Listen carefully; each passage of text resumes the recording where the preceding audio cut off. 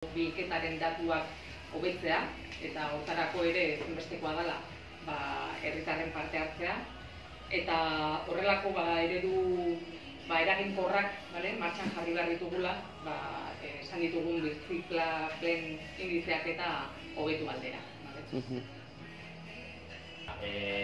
Bi koloretako kuboak lagako ditugu dendetan eta jon etorriko da goizeko ordutegi izan Eibarko dendetara eta arratsaldeko ordutegi izan Elgoibarko dendetara.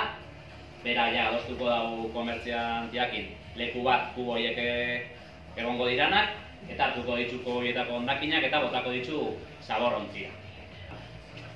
Kubo guzti hauek dare identifikau, bai?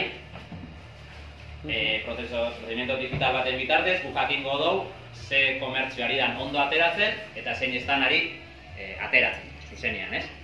Hori zein da helburua, azken finean mankomunitatean gauzelako baloratzen hurrengo urteko 2025 tasara begira hobari batzuk implantatzea bere hondakinak zuzen zeharkatzen ditun establezimentuei. Hori da pixkat honen prozedura.